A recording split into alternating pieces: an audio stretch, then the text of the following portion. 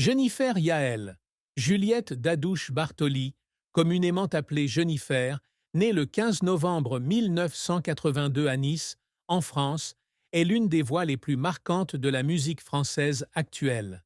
Le 6 mars 2025, à l'âge de 42 ans, en repensant à sa vie, elle a vécu les sommets brillants de sa carrière avec un style pop français émotionnel, des moments heureux avec son fils Aaron Nouchi, et aussi la profonde tristesse qui l'a façonnée. Fille de Michel Dadouche, un Algérien qui travaille dans le bâtiment, et de Christine Bartoli, chanteuse amateur corse, Jennifer est issue d'un milieu multiculturel où la musique est son souffle. Sa vie est une longue chanson aux mélodies joyeuses, mêlées de notes tristes, une histoire de résilience, de passion et d'amour. La plus grande tristesse dans la vie de Jennifer fut le décès de sa grand-mère, Nonna Maria Bartoli, qui faisait non seulement partie de sa famille, mais aussi sa plus grande inspiration pour poursuivre la musique. Nonna Maria est décédée en 2005, alors que Jennifer avait 23 ans, d'un cancer du poumon, la laissant avec une douleur inconsolable et un vide que rien ne pouvait combler. Jennifer a grandi dans une famille ouvrière niçoise. Son père, Michel Dadouche, est un maçon d'origine algérienne, tandis que sa mère, Christine Bartoli, chantait lors des offices religieux et enseignait à Jennifer des chants folkloriques corses dès son plus jeune âge. Mais c'est la mère de Christine, Nonna Maria, qui a eu l'influence la plus profonde sur l'enfance de Jennifer. Nonna Maria était une femme corse forte, qui a vécu les années difficiles de la Seconde Guerre mondiale et qui chantait souvent des chansons folkloriques traditionnelles comme Cucurucucu pendant qu'elle cuisinait ou tissait. Depuis que Jennifer était petite, sa nonna a reconnu son talent musical, l'a encouragée à chanter lors des réunions de famille et lui a appris des chansons corses pleines d'âme. Jennifer se souvient avec tendresse des après-midi d'été chez sa nonna dans le village de Bastelica, en Corse, où elle s'asseyait avec sa grand-mère à l'ombre d'un olivier, l'écoutant chanter et raconter des histoires sur ses fiers ancêtres corses. Pour Jennifer, Nonna n'est pas seulement sa grand-mère, mais aussi la personne qui a allumé ses rêves musicaux, la personne à qui elle veut toujours faire plaisir. Tout a changé en 2005, 2 ans seulement après que Jennifer soit devenue mère d'Aaron et ait atteint l'apogée de sa carrière après avoir remporté la saison 1 de Star Academy.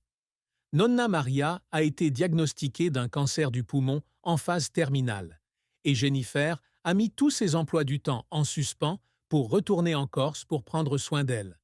Elle a emmené sa grand-mère dans les hôpitaux de Nice et de Marseille, espérant trouver une lueur d'espoir, mais la maladie a progressé trop rapidement. Un matin de mars 2005, Nonna rendit son dernier souffle dans les bras de Jennifer, chez elle à Bastelica. Elle a dit que lorsque sa grand-mère est décédée, elle s'est assise à côté de son lit, tenant la main maigre de sa nonna, et a pleuré jusqu'à ce qu'elle n'ait plus de larmes, incapable de croire que la grand-mère, qui avait toujours été si fière d'elle, était maintenant décédée sans jamais entendre les nouvelles chansons qu'elle avait écrites pour elle. La mort de Nonna Maria a changé Jennifer pour toujours. Elle a un jour pensé à abandonner la musique, sentant que tout n'avait aucun sens sans sa grand-mère pour partager sa joie. Dans les mois qui suivirent, elle sombra dans la dépression, s'asseyant souvent seule dans son appartement parisien, chantant les chansons folkloriques corses que sa nonna lui avait apprises et pleurant en silence.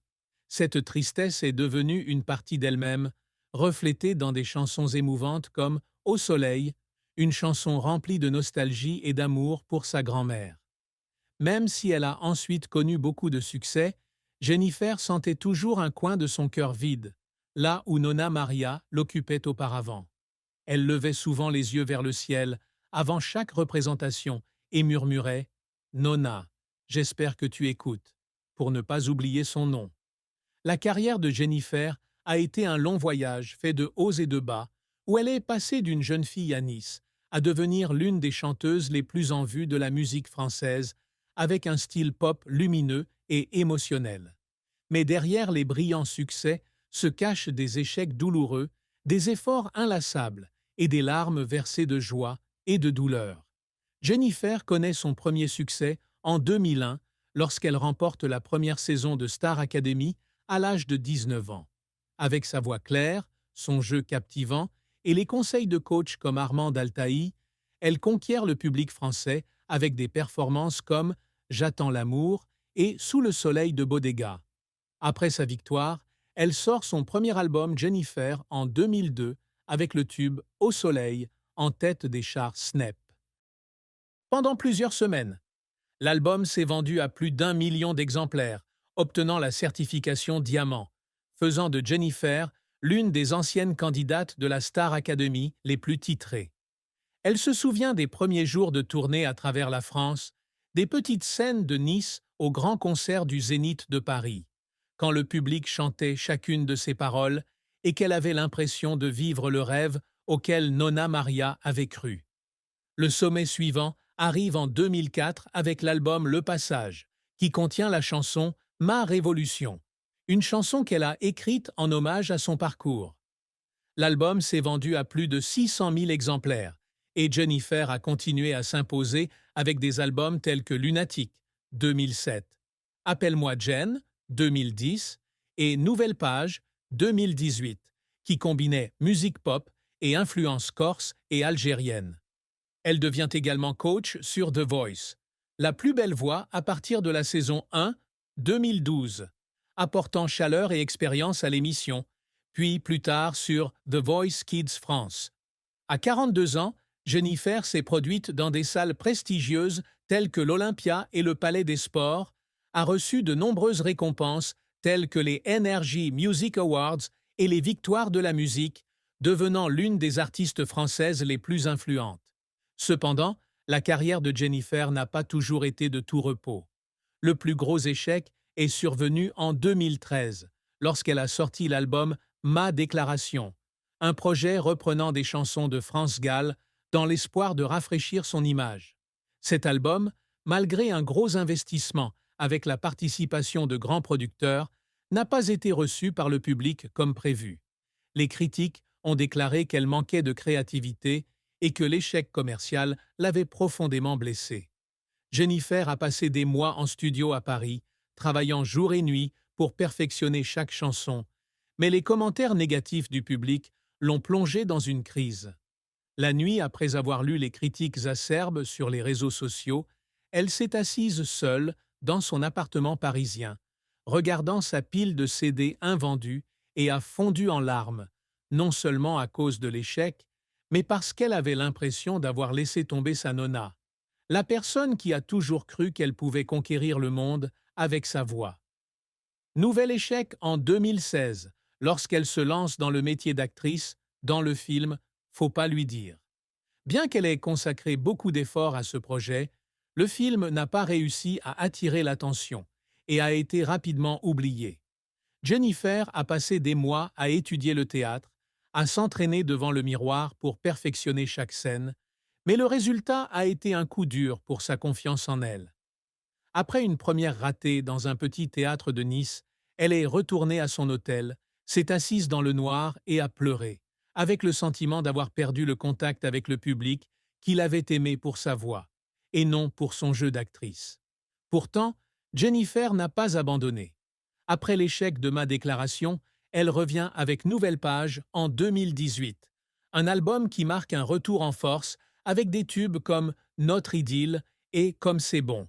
Ses efforts l'ont fait pleurer à de nombreuses reprises, comme lorsqu'elle a terminé Ma Révolution en studio en 2004, chantant de tout son cœur en mémoire de sa nonna, ou lorsqu'elle est montée sur la scène de l'Olympia en 2019, recevant une ovation debout de 2500 spectateurs et pleurant parce qu'elle lui manquait.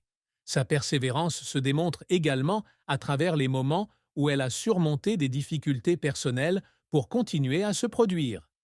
Après un grave accident de la circulation en 2017, basé sur des faits réels, elle est néanmoins montée sur scène à Bruxelles un mois plus tard, chantant avec des larmes coulant sur son visage tandis que le public l'applaudissait. Pour Jennifer, la musique n'est pas seulement une carrière, mais aussi un moyen de guérir ses blessures et de tenir une promesse faite à sa grand-mère. Elle n'arrêterait jamais de chanter, peu importe la dureté de la vie. Jennifer ne vit pas seulement pour atteindre la gloire personnelle, mais aspire également à laisser un héritage musical intemporel, une vie pleine de sens pour sa famille et une influence positive sur le monde. À 42 ans, elle s'est fixé de grands objectifs, non seulement pour surmonter la douleur de la perte de sa nonna, mais aussi pour honorer ses racines corses algériennes, tout en apportant de la fierté à son fils Aaron, à ses parents Michel et Christine, et à son frère Jonathan. L'une des plus grandes réussites de Jennifer est de préserver et de développer une musique multiculturelle, combinant les traditions corses et algériennes avec des styles pop français modernes. Suite au succès de Nouvelle Page, elle entame un projet à long terme intitulé Racines, collaborant avec des artistes de Corse, d'Algérie et de France pour réenregistrer des chansons folkloriques,